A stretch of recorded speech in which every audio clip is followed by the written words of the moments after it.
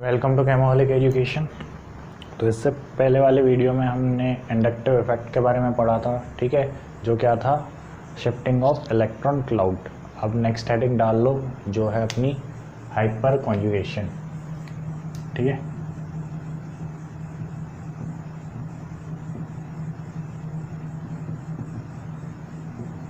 Hyper conjugation, अब hyper conjugation होता क्या है तो ज़रा ध्यान से सुनना। हाइपर कॉन्जुगेशन में क्या होता है कि जो सिग्मा बॉन्ड जो होता है वो टूटकर अपने एडजेसेंट कार्बन पर या तो वैकेंट पी ऑर्बिटल होगी या anti bonding sigma anti bonding orbital present होगी। तो वो टूटकर वो उस वैकेंट पी ऑर्बिटल या सिग्मा एंटी बॉन्डिंग ऑर्बिटल से बॉन्ड फॉर्मेशन कर लेता है, ठीक है। तो बात समझ में नहीं आई होगी, मैं जानता हूँ, लेकिन यहाँ पर तुम्हें ध्यान रखने वाली बात ये है कि यहाँ पर सिग्मा बॉन्ड टूटता है, ठीक है। तो एक बार डेफिनेशन लिख लो, मैं बोल रहा हूँ, उसके बाद बोर्ड पे अच्छे से एक्सप्लेन करता हूँ मैं विथ डायग्राम। तो डेफिनेशन ये है, it is the special kind of resonance in which delocalization of electrons take place through overlapping in between sigma bond and p orbital or sigma bond and pi antibonding molecular orbital, ठीक है। अब यहाँ पे होता क्या है कि complete electron transfer हो रहा है, तो जिसकी वजह से इसको it is also known as no bond resonance और बेकर-नेथन इफेक्ट, ठीक है। तो इसको हम क्या बोलते हैं, नो बॉन्ड रेजोनेंस और बेकर-नेथन इफेक्ट भी इसी को बोलते हैं। अब ज़रा डिटेल में समझते हैं। हाइपर कॉन्जुगेशन क्या होता है कि दो कंडीशन में हो रहा है। एक तो कैसे हो रहा है कि सिग्मा बॉन्ड और पी ऑर्बिटल में हो रहा है, ठीक है। और दूसरी कंडीशन में सिग्मा बॉन्ड और सिग्मा एंटी बॉन्डिंग ऑर्बिटल में हो रहा है, ठीक है।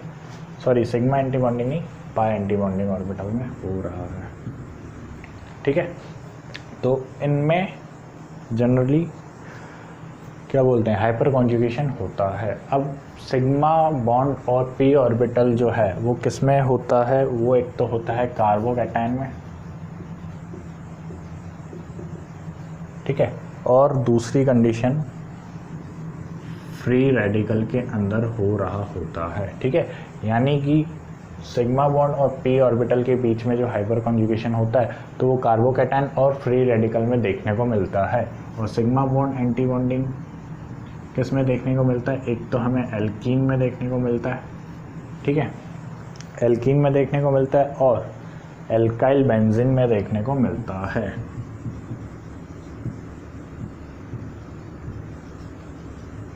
एल्काइल बेंजीन में देखने को मिलता है, ठीक है।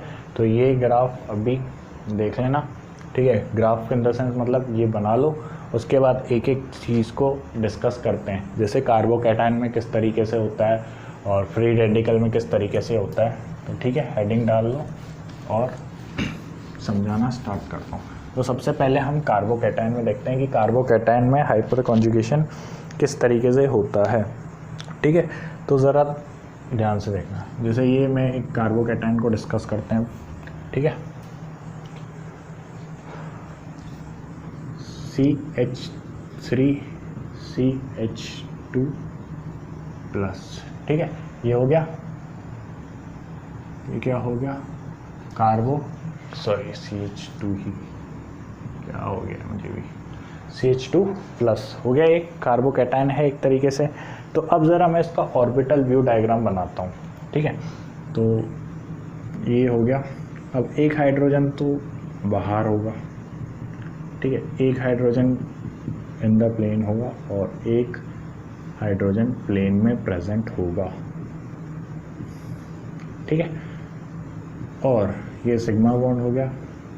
यहाँ पर एक हाइड्रोजन तो वेज पे प्रेजेंट होगा और एक हाइड्रोजन डैश पर प्रेजेंट होगा और एक ये वैकेंट p ऑर्बिटल होगी, खाली होने की वजह से ही इस पर पॉजिटिव साइन आ रहा है, ठीक है। तो ये इस ऑर्बिटल का व्यू है। अब एक्चुअली होता क्या है हाइपर कॉन्जुगेशन में, तो ज़रा ध्यान से समझना कि यहाँ पर ये जो बॉन्ड बना हुआ है, ठीक है, ये सिग्मा बॉन्ड जो है, अब ये p ऑर्बिटल जो है वैकेंट p ऑर्बिटल,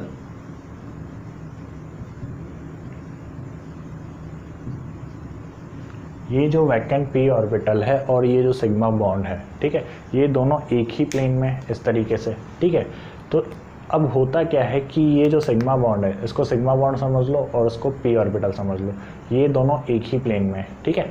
तो जब क्या होता है कि ये सिग्मा बॉन्ड टूटता है और इसके इलेक्ट्रॉन इस वैकेंट p ऑर्बिटल में शिफ्ट होने की कोशिश करते हैं, ठीक है, और कोशिश नहीं करते बल्कि ये अपनी कोशिश में सफल हो जाते हैं, ठीक है। तो अब इसका रिज़ल्ट क्या आएगा, इस हाइपर कॉन्जुगेशन से रिज़ल्ट क्या आएगा कि यहाँ पर क्या फॉर्मेशन होगा, कार्बन कार्बन ये जो ऑर्बिटल है H दिखाई दे रहा है, हाँ दे रहा है, ठीक है। एंड यहाँ पर फिर ये H है और यहाँ पर H है, ठीक है। तो ये यहाँ पर ये जो ऑर्बिटल था, ठीक है, इसको सिग्मा बॉन्ड को भी मैं अगर ऑर्बिटल व्यू में बना दूँ इस तरीके से, ठीक है, तो इसमें इलेक्ट्रॉन, एक ऑर्बिटल में ही इलेक्ट्रॉन प्रेजेंट है, तो ये आपस में इलेक्ट्रॉन ओवरलैप कर लेते हैं और जिसकी वजह से यहाँ पर पाई बॉन्ड का फॉर्मेशन हो जाता है, ठीक है। तो क्या बन गया, CH2 बन गया ना, ठीक है। तो यहाँ पर पाई बॉन्ड और यहाँ से H प्लस निकल जाता है, ठीक है। तो ये कंडीशन हो रही होती है। अब यहाँ पर देखने वाली बात यह है कि यहाँ पर एक सिग्मा बॉन्ड प्रेजेंट है, ठीक है, यहाँ पर ये सिग्मा बॉन्ड प्रेजेंट है और सिग्मा बॉन्ड हमें अच्छे से पता है कि रोटेट करता रहता है, ठीक है। तो यानी कि यहाँ पर ये एक कंडीशन ऐसी आएगी कि ये रोटेट कर जाएगा और ये हाइड्रोजन इसके प्लेन में आ जाएगा, ठीक है, और रोटेशन कंटिन्यू, और फिर वापस एक कंडीशन और आएगी कि वेज वाला इसके प्लेन में आ जाएगा। तो यानी कि यहाँ पर 3 कंडीशन जनरेट हो सकती है कि पहली कंडीशन में तो क्या हुआ कि अभी मैंने ये वाला हाइड्रोजन बाहर निकाला, ठीक है, 1 वाला, ठीक है, तो ये कौन सा हाइड्रोजन है, 1। और ऐसी कंडीशन भी हो सकती है कि ये वाला हाइड्रोजन प्लेन में आ जाए रोटेट होने के बाद, ठीक है, और ये जो सेकंड हाइड्रोजन है वो बाहर निकल जाए, ठीक है। जैसे नंबरिंग कर देते हैं, ये हो गया सेकंड नंबर का हाइड्रोजन, ये हो गया थर्ड नंबर का हाइड्रोजन, ठीक है। तो अब एक कंडीशन ऐसी आ सकती है जब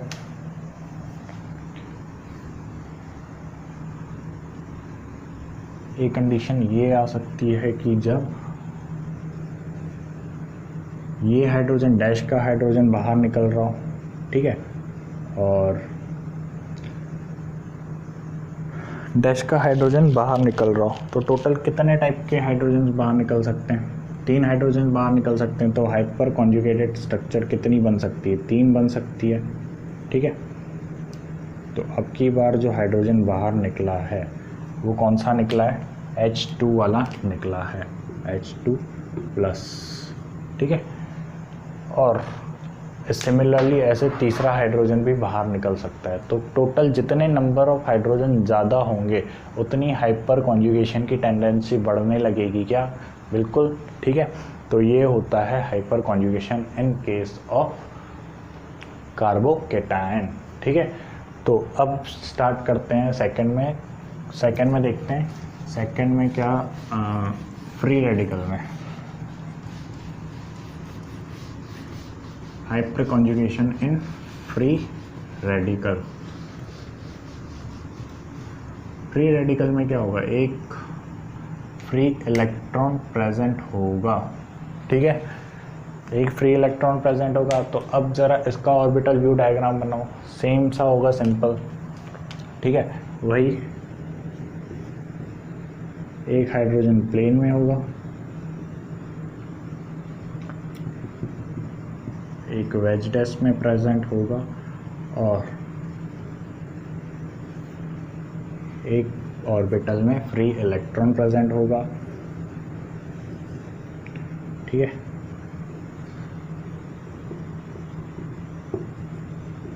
ये डैश पर एक हाइड्रोजन प्रेजेंट होगा और यहाँ पर एक हाइड्रोजन कुछ इस तरीके से प्रेजेंट होगा।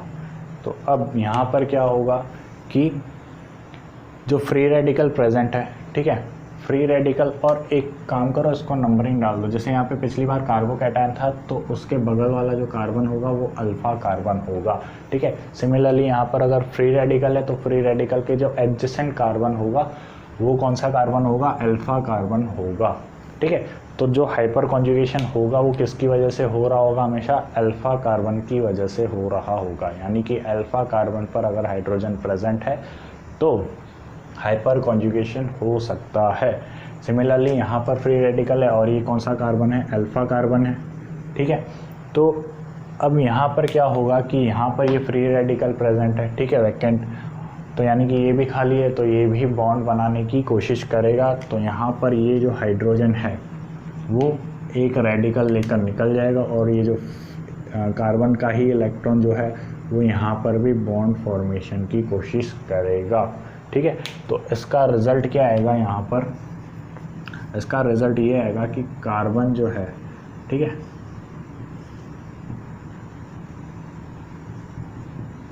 ये हाइड्रोजन हो गया, ये हाइड्रोजन हो गया, ये वैकेंट पी ऑर्बिटल जहाँ पर रेडिकल प्रेजेंट था, और ये वेज का हाइड्रोजन, ये डैश का हाइड्रोजन, ठीक है, ये सिचुएशन है। तो यहाँ से ये जो हाइड्रोजन था, ठीक है, जिसने बॉन्ड बना रखा था, ये as a free radical release हो जाएगा, ठीक है, और कार्बन का जो इलेक्ट्रॉन था एक, ठीक है, वो आपस में यहाँ बॉन्ड बना लेंगे, ठीक है। तो जिसकी वजह से क्या फॉर्मेशन होगा, इथीन का फॉर्मेशन हो जाएगा, ठीक है। और सिमिलरली यहाँ पर भी कितनी कंडीशंस हैं, यहाँ पर 3 हाइड्रोजन प्रेजेंट है और ये सिग्मा बॉन्ड रोटेट कर रहा है। तो सिमिलरली कितने हाइड्रोजन रिलीज़ हो सकते हैं, 3 हाइड्रोजन रिलीज़ हो सकते हैं। एक टाइम पे तो एक ही होगा, लेकिन जो हाइपर कॉन्जुगेटेड स्ट्रक्चर्स हैं वो 3 बन सकती हैं, ठीक है। सिमिलरली इस हाइड्रोजन को रिलीज़ कर ठीक है, सेकंड बन सकती है, और इस हाइड्रोजन को रिलीज़ करके तीसरी बन सकती है, ठीक है। लेकिन एक टाइम पे एक ही हाइड्रोजन रिलीज़ होगा, ठीक है। तो ये होती है hyper conjugation in case of carbocation and free radical. अब ज़रा हम एल्कीन में देख लेते हैं। एल्कीन में किस तरीके से सिग्मा एंटी बॉन्डिंग पाई एंटी बॉन्डिंग में जो है इलेक्ट्रॉन का ट्रांसफ़र होता है। डाल लो तुम एल्कीन, ठीक है। एल्कीन में हाइपर कॉन्जुगेशन किस तरीके से होता है, एल्कीन, ठीक है। अब एल्कीन में मैं एग्जांपल ले रहा हूँ प्रोपीन का, ठीक है, सिग्मा बॉन्ड है ये, ठीक है। तो अब ज़रा मैं इसका ऑर्बिटल व्यू बना रहा हूँ। तो ऑर्बिटल व्यू इसका कुछ इस तरीके से होगा, ठीक है। ये समझ ही जाना, प्लेन में होंगे, ठीक है। यहाँ पर ये एंड यहाँ पर एक सिग्मा बॉन्ड होगा, ठीक है, सिग्मा बॉन्ड होगा और CH3 प्रेजेंट है, ठीक है। तो ये इसका एक ऑर्बिटल व्यू है, ठीक है। तो अब यहाँ पर तुम्हें ये पाई ऑर्बिटल दिख रही है, ठीक है, जिसने पाई बॉन्ड बना रखा है, ठीक है। तो अब इस पाई बॉन्ड का तुम्हें अच्छे से पता है कि एंटी बॉन्डिंग ऑर्बिटल्स भी प्रेजेंट होंगी इनके एग्जैक्टली ऑपोजिट डायरेक्शन में, ठीक है।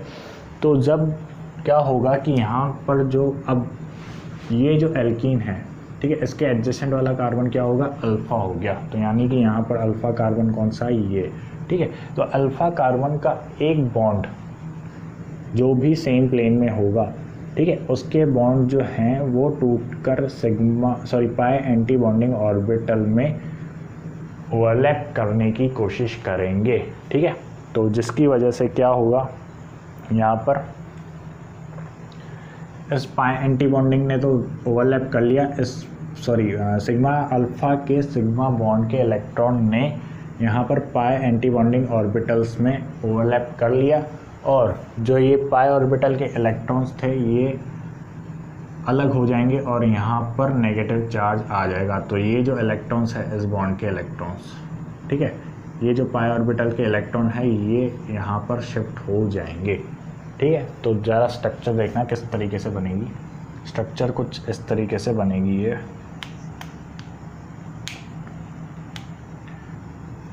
ये कार्बन, ठीक है, ये कार्बन एंड ये कार्बन, यहाँ पर ऑर्बिटल व्यू है, यहाँ हाइड्रोजन प्रेजेंट है, ठीक है, यहाँ ये एक ऑर्बिटल है, यहाँ हाइड्रोजन है और हाइड्रोजन, जिस हाइड्रोजन के इलेक्ट्रॉन निकले हैं, ठीक है, इस हाइड्रोजन को मैं इस तरीके से ऑर्बिटल व्यू में बता देता हूँ ताकि ये समझ में आ जाए कि इस हाइड्रोजन के इलेक्ट्रॉन शिफ्ट हुए हैं, ठीक है। तो ये हो गया, ये हाइड्रोजन है ये। तो यहाँ पर हुआ क्या है कि इस ऑर्बिटल के इलेक्ट्रॉन्स तो इसकी एंटी बॉन्डिंग ऑर्बिटल्स में शिफ्ट हुए हैं, ठीक है, ये एंटी बॉन्डिंग ऑर्बिटल्स हैं, तो इसमें ये इलेक्ट्रॉन्स शिफ्ट हुए हैं, तो यहाँ पर तो ये तो बॉन्ड बन गया, ठीक है, और ये जो इलेक्ट्रॉन्स हैं वो इस ऑर्बिटल में शिफ्ट हो गए हैं, ठीक है, ये जो इलेक्ट्रॉन्स थे इस ऑर्बिटल में शिफ्ट हो गए हैं, ठीक है। तो जब हम इसका स्ट्रक्चर बनाएंगे तो वो स्ट्रक्चर कुछ इस तरीके का होगा, CH2, यहाँ डबल बॉन्ड, ठीक है, क्योंकि यहाँ पर पाई बॉन्ड बन चुका है और यहाँ पर क्या आ गया है, नेगेटिव चार्ज आ गया है, ठीक है। तो ये होता है हाइपर कॉन्जुगेशन। अब पहली यहाँ पर भी एक बात ये याद करनी है कि याद नहीं करनी, मतलब ध्यान देनी है कि यहाँ पर अल्फ़ा कार्बन प्रेजेंट है इथीन का, तो जितने ज़्यादा नंबर ऑफ अल्फ़ा कार्बन पर हाइड्रोजन प्रेजेंट होंगे उतने ज़्यादा चांसेस होंगे क्या, हाइपर कॉन्जुगेशन के, ठीक है। तो यानी कि सारी कंडीशन जो है वो अल्फ़ा कार्बन पर डिपेंड करती है कि जितने ज़्यादा अल्फ़ा कार्बन में हाइड्रोजन प्रेजेंट होंगे तो उतनी ज़्यादा टेंडेंसी होगी हाइपर कॉन्जुगेशन की, उतने ज़्यादा चांसेस होंगे हाइपर कॉन्जुगेशन होने के, ठीक है। तो बात समझ में आ रही है यहाँ पर किस तरीके से हाइपर कॉन्जुगेशन हो रहा है, ठीक है। तो अब ज़रा एल्कीन का हो गया, अब एल्काइल बेंजीन में देख लेते हैं कि एल्काइल बेंजीन में किस तरीके से हाइपर कॉन्जुगेशन होता है।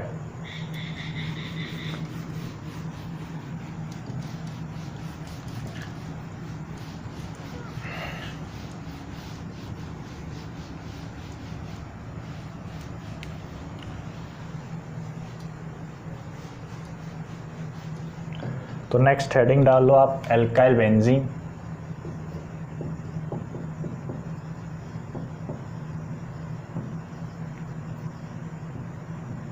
ठीक है।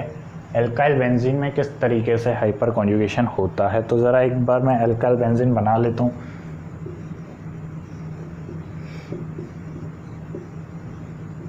ये मेथाइल ग्रुप CH3, ठीक है।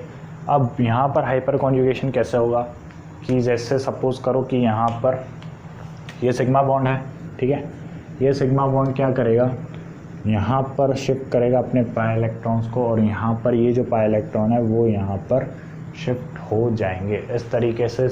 अब कितने हाइड्रोजन्स प्रेजेंट हैं यहाँ पर, टोटल 3 हाइड्रोजन्स अल्फ़ा। जो बेंजीन का स्ट्रक्चर है ये इसके एडजेसेंट जो कार्बन है वो अल्फ़ा कार्बन हो जाएगा, ठीक है। तो अल्फ़ा कार्बन पे जितने ज़्यादा हाइड्रोजन प्रेजेंट होंगे उतनी ज़्यादा पॉसिबिलिटी होगी हाइपर कॉन्जुगेशन की। तो यहाँ पर जो स्ट्रक्चर बनेगी वो स्ट्रक्चर क्या बनेगी, वो स्ट्रक्चर बनेगी ये, यहाँ नेगेटिव चार्ज, ये एंड ये यहाँ पाई बॉन्ड और यहाँ से ये जो है H+ एलिमिनेट हो जाएगा, ठीक है। पहली स्ट्रक्चर तो ये बन रही होगी, ठीक है। सेकंड यहाँ पर क्या होगा, अब रेजोनेंस हो रहा होगा, ठीक है। रेजोनेंस क्या होता है वो हम अभी पढ़ेंगे, लेकिन थोड़ी बेसिक सी नॉलेज तो होगी सही। ये होता है रेजोनेंस। यहाँ पर रेजोनेंस में क्या हो रहा होगा कि ये जो नेगेटिव चार्ज है ये वापस बॉन्ड में चला जाएगा। नेगेटिव चार्ज का मतलब क्या होता है, 2 इलेक्ट्रॉन्स प्रेजेंट है तो ये इलेक्ट्रॉन्स वापस बॉन्ड फॉर्मेशन में चले जाएंगे और ये जो पाई बॉन्ड के इलेक्ट्रॉन है वो इस कार्बन पर आ जाएंगे, ठीक है। तो ये होता है हाइपर कॉन्जुगेशन। और सिमिलरली अगेन क्या हो सकता है कि ये जो नेगेटिव चार्ज है यहाँ आ जाए और ये पाई बॉन्ड के इलेक्ट्रॉन यहाँ शिफ्ट हो जाएं, ठीक है। तो ये कंडीशन हो सकती है। तो स्ट्रक्चर क्या बनेगा, स्ट्रक्चर कुछ यूँ बनेगा,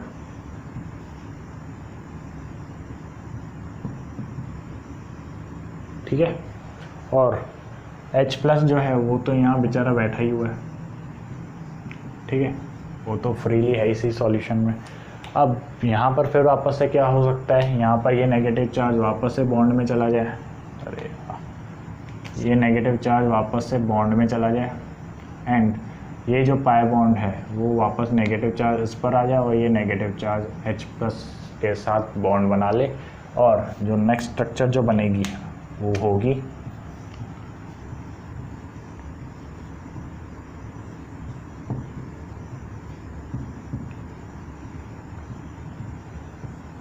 ये, ठीक है। तो ये होता है एल्काइल बेंजीन के अंदर हाइपर कॉन्जुगेशन, ठीक है। यहाँ पर हो क्या रहा है कि एक ही हाइड्रोजन, यहाँ पर सिग्मा बॉन्ड जो है वो टूट रहा है, ठीक है। ये थोड़ा बहुत रेजोनेंस जैसा लग रहा है, लेकिन रेजोनेंस में पाई इलेक्ट्रॉन्स आपस में घूम रहे होते हैं, लेकिन यहाँ पर एक सिग्मा बॉन्ड टूटा है, ठीक है। तो इसीलिए यहाँ पर ये हाइपर कॉन्जुगेशन है। तो हाइपर कॉन्जुगेशन और रेजोनेंस में क्या डिफरेंस है वो ध्यान रखना। यहाँ पर सिग्मा बॉन्ड टूटा है, ठीक है, इसलिए ये हाइपर कॉन्जुगेशन है। ये बात समझ में आई, ठीक है। तो अब ज़रा यहाँ पर एक एग्जांपल सिमिलर सा आप ट्राई करना। यहाँ पर मैंने अल्फ़ा जो लिया था वो मिथाइल ग्रुप लिया था, ठीक है। अब ज़रा आप ट्राइफ्लोरोकार्बन लेकर देखो, बेंजीन के साथ अल्फ़ा कार्बन पे 3 फ्लोरीन,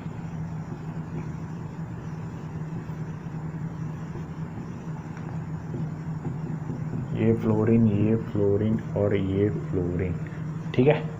तो अब ज़रा इसको ट्राई करो क्या होगा। यहाँ पर सिमिलरली क्या होगा, ये सिग्मा बॉन्ड हो गया, ठीक है। ये सिग्मा बॉन्ड, अब यहाँ पर फ्लोरीन जुड़ा हुआ है, तो फ्लोरीन क्या करेगा, इलेक्ट्रॉन लेकर जाएगा और ये जो पाई बॉन्ड है वो यहाँ शिफ्ट होंगे, ठीक है। तो जो रेजोनेटिंग स्ट्रक्चर बनेगी वो क्या बनेगी, वो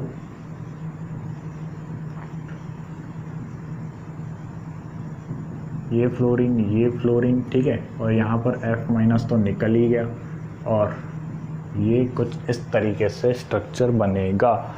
अब यहाँ से इलेक्ट्रॉन चला गया है तो यहाँ क्या आ जाएगा, पॉजिटिव चार्ज आ जाएगा और यहाँ पॉजिटिव चार्ज आ जाएगा। इन द सेंस क्या होगा, ये जो पाई बॉन्ड है यहाँ शिफ्ट हो जाएगा और पॉजिटिव चार्ज यहाँ इस कार्बन पे आ जाएगा। तो रेजोनेटिंग स्ट्रक्चर अब क्या बनेगी, रेजोनेटिंग स्ट्रक्चर कह लो या फिर हाइपर कॉन्जुगेटेड स्ट्रक्चर ज़्यादा सही होगा। ये प्लस यहाँ कार्बन, ये फ्लोरीन एंड ये फ्लोरीन, ठीक है। फिर वापस से क्या होगा कि ये जो पाई बॉन्ड है यहाँ आ जाए और जो पॉजिटिव चार्ज है इस कार्बन पर आ जाएगा। तो अब जो रेजोनेटिंग स्ट्रक्चर बनेगी वो क्या बनेगी,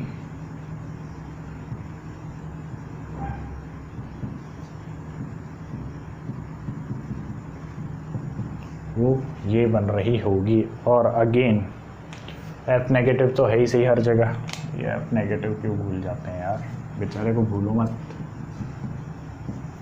तो ये फ्लोरीन यहाँ पर नेगेटिव प्रेजेंट ही है, ठीक है। अब यहाँ पर ये जो पाई बॉन्ड है ये वापस से यहाँ बेंजीन में आ जाएगा और यहाँ पॉजिटिव चार्ज आ जाएगा और ये पॉजिटिव और ये बॉन्ड बना लेगा और फ्लोरीन वापस से बेंजीन पर जुड़ जाएगा। तो अब की बार जो रेजोनेटिंग स्ट्रक्चर बनेगी वो क्या बनेगी, ये एंड ये पाई बॉन्ड हो गया, यहाँ कार्बन, ये फ्लोरीन एंड ये फ्लोरीन, ठीक है। तो ये रेजोनेटिंग स्ट्रक्चर बन गई। तो ये हो गया एल्काइल बेंजीन के अंदर हाइपर कॉन्जुगेशन, ठीक है। तो एल्काइल बेंजीन में किस तरीके से हाइपर कॉन्जुगेशन होता है, ठीक है। तो सारी कंडीशन किस पे डिपेंडेड है, अल्फ़ा कार्बन पे। अल्फ़ा कार्बन अगर तुम्हें देखना आ गया तो तुम हाइपर कॉन्जुगेशन आसानी से आइडेंटिफाई कर सकते हो। स्टेबिलिटी ऑफ कार्बोकैटायन, ठीक है। क्वेश्चन डालो हेडिंग स्टेबिलिटी ऑफ कार्बोकैटायन, पर यहाँ पर हाइपर कॉन्जुगेशन हो रहा होगा, ठीक है। जैसे ये हो गया एक एग्जांपल। सेकेंड एग्जांपल देखो, CH3 CH2 प्लस और CH3, ठीक है। और थर्ड एग्जांपल देखो, CH3 CH3 CH3 और प्लस, ठीक है। तो हाइपर कॉन्जुगेशन का ऑर्डर बताओ किस में ज़्यादा होगा। तो अब हाइपर कॉन्जुगेशन ऑर्डर तुम कैसे देखोगे कि ये तो हो गया कैटायन, ठीक है। तो अब इससे जो डायरेक्टली अटैच्ड कार्बन होंगे वो कौन से कार्बन हो जाएंगे, वो अल्फ़ा कार्बन हो जाएंगे। तो यहाँ पर ये एक अल्फ़ा कार्बन, यहाँ पर 2 अल्फ़ा कार्बन और यहाँ पर 3 अल्फ़ा कार्बन, ठीक है। 3 अल्फ़ा कार्बन है, तो यानी कि एक अल्फ़ा कार्बन के पास जितने हाइड्रोजन होते हैं वो अल्फ़ा हाइड्रोजन कहलाते हैं।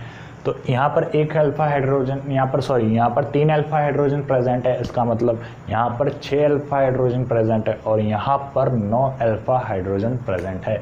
तो जितने ज़्यादा number of alpha hydrogen present होंगे उतने ज़्यादा हाइपर कॉन्जुगेशन होने के चांसेस होंगे, क्या बिल्कुल होंगे। तो इसीलिए यहाँ पे अल्फ़ा हाइड्रोजन कितने हैं, 3, यहाँ पे अल्फ़ा हाइड्रोजन कितने हैं, 6, यहाँ पे अल्फ़ा हाइड्रोजन कितने हैं, 9, ठीक है। तो जितने ज़्यादा नंबर ऑफ अल्फ़ा हाइड्रोजन होंगे तो उतना ही ज़्यादा जो है हाइपर कॉन्जुगेशन क्या होगा, बढ़ रहा होगा, ठीक है।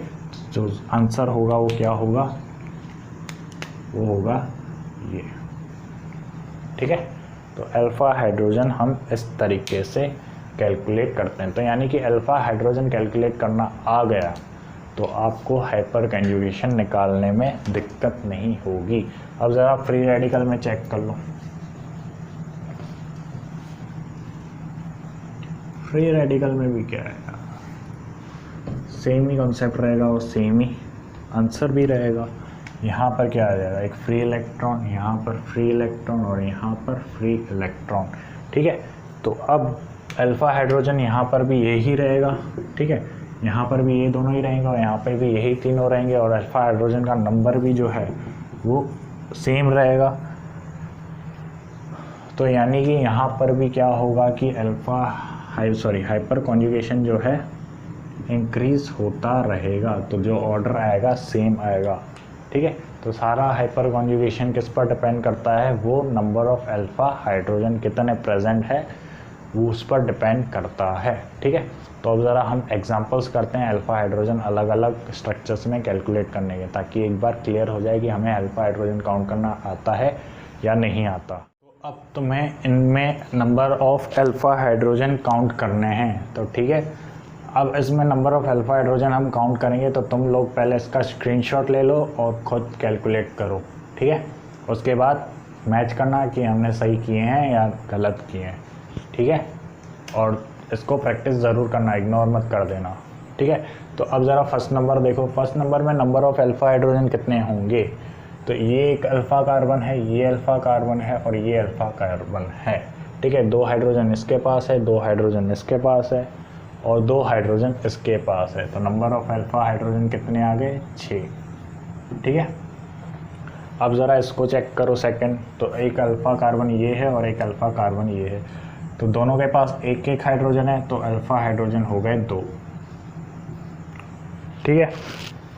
थर्ड एग्जांपल चेक करो। अल्फ़ा कार्बन ये है, अल्फ़ा कार्बन ये है और अल्फ़ा कार्बन ये है, तो अल्फ़ा हाइड्रोजन कितने होंगे, 3 यहाँ है, 2 यहाँ है, 5, 2 यहाँ है, 7।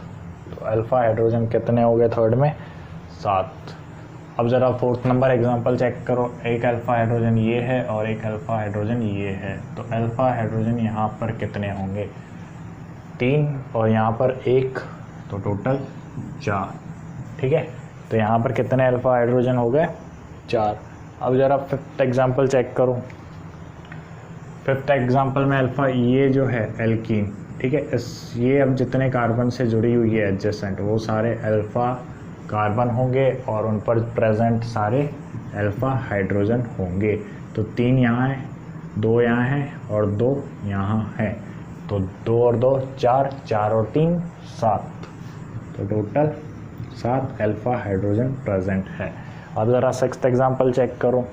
सिक्स्थ एग्जांपल में पहले तो अल्फ़ा पोजीशन ढूंढो, तो यहाँ रेडिकल प्रेजेंट है, ठीक है, तो जिन कार्बन से ये एडजेसेंट जुड़ा हुआ है तो वो कार्बन कौन से होंगे, अल्फ़ा कार्बन, और यहाँ पर एक हाइड्रोजन है और यहाँ पर एक हाइड्रोजन है, तो यानी कि इस पे अल्फ़ा हाइड्रोजन 2 होंगे, ठीक है। सिमिलरली अब एग्जांपल करो सातवें नंबर पर जो होगा अल्फ़ा कार्बन चेक करो। ये तो हो गई इथीन। अब अल्फ़ा कार्बन कौन सा, एक तो ये है, एक ये है, एक ये है और एक ये है, ठीक है। तो यहाँ पर कितने, 2 हाइड्रोजन, यहाँ पर 1 हाइड्रोजन, ठीक है, यहाँ पर प्रेजेंट ही नहीं है, तो यहाँ पर कितने थे, 2, यहाँ पर 1 और यहाँ पर भी 1, तो टोटल अल्फ़ा हाइड्रोजन कितने हो गए, टोटल अल्फ़ा हाइड्रोजन हो गए 4, ठीक है। देख लो एक बार समझ में आया कि नहीं आया, 7वां नंबर, ठीक है। तो अल्फ़ा हाइड्रोजन कितने हो गए, 4। अब ज़रा 8th नंबर ट्राई करो। 8th नंबर में ये हो गई एल्कीन पार्ट, तो ये अल्फ़ा कार्बन, ये अल्फ़ा कार्बन, ये अल्फ़ा कार्बन, ये अल्फ़ा कार्बन, ठीक है। तो अब यहाँ पर नंबर ऑफ अल्फ़ा हाइड्रोजन कितने होंगे, 3 यहाँ है, 3 यहाँ है, टोटल 6 और 2 यहाँ है, 2 यहाँ, तो टोटल 10 अल्फ़ा हाइड्रोजन प्रेजेंट होंगे, ठीक है। तो 8th नंबर में कितने अल्फ़ा हाइड्रोजन है, 10 अल्फ़ा हाइड्रोजन है। अब ज़रा 9th नंबर में अल्फ़ा हाइड्रोजन बताओ। 9th नंबर जो है वो काफ़ी इंटरेस्टिंग है। अब 9th में कितनों ने 3 किया है, total number of alpha hydrogen इसमें है 6। अब 6 कैसे, ज़रा ध्यान से देखो, अगर ये पाई बॉन्ड यहाँ शिफ्ट हो जाए तो पॉजिटिव चार्ज यहाँ आ जाएगा क्या, तो इसका जो रेजोनेटिंग स्ट्रक्चर होगा वो ऐसा होगा क्या,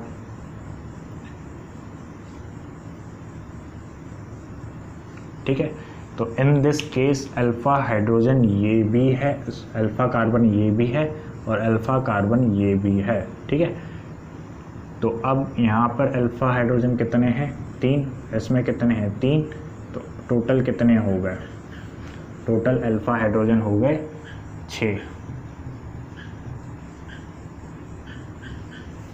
ठीक है।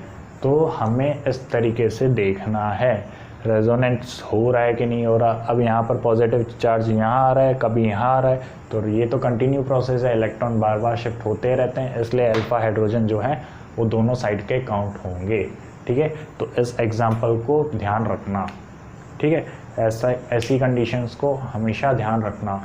और कुछ एग्जांपल्स देखते हैं, ज़रा इसका स्क्रीनशॉट ले लो और इनमें number of alpha hydrogen count करने की कोशिश करो, ठीक है।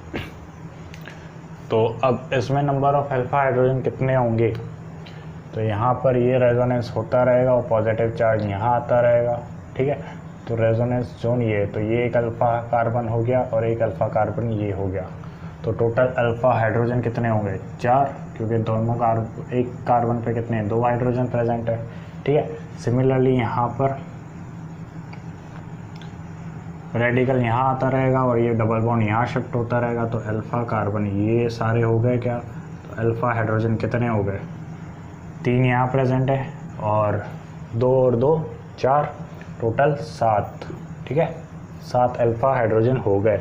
अब ज़रा यहाँ चेक करना, यहाँ पर ये पाई बॉन्ड शिफ्ट होता रहेगा और यहाँ पॉजिटिव चार्ज, यानी कि ये अल्फ़ा कार्बन हो गया और एक अल्फ़ा कार्बन ये हो गया, ये हो गया, ठीक है। तो टोटल अल्फ़ा हाइड्रोजन कितने हो गए, 3 और 3 6, 3 9, ठीक है। यहाँ पर देखना, यहाँ पर रेजोनेंस होता रहेगा क्या, ठीक है।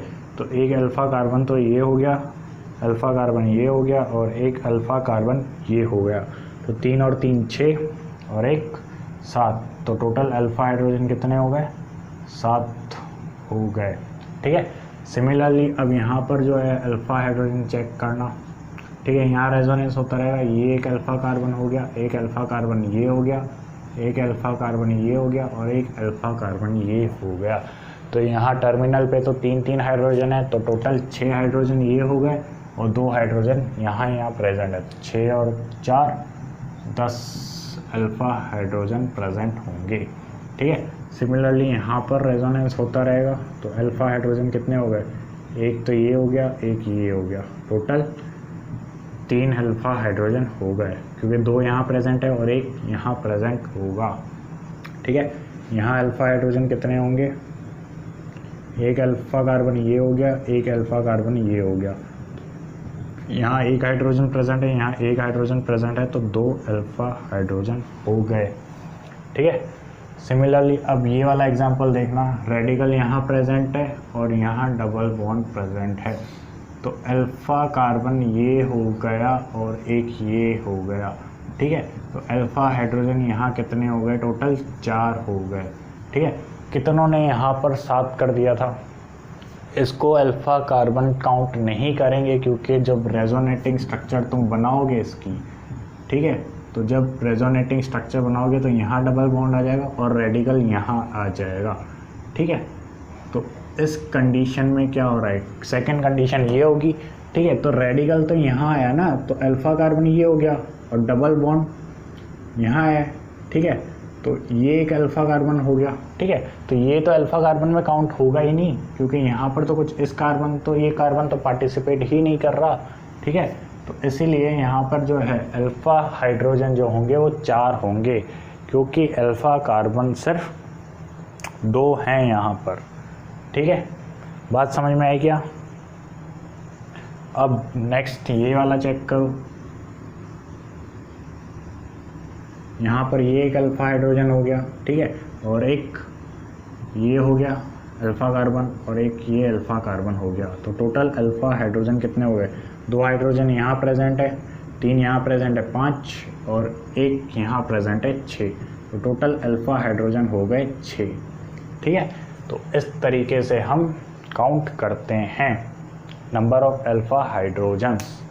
ठीक है, तो हो गए क्या, काउंट कर लिए? तो मैच कर लो अपने आंसर। ठीक है, स्क्रीनशॉट ले लेना।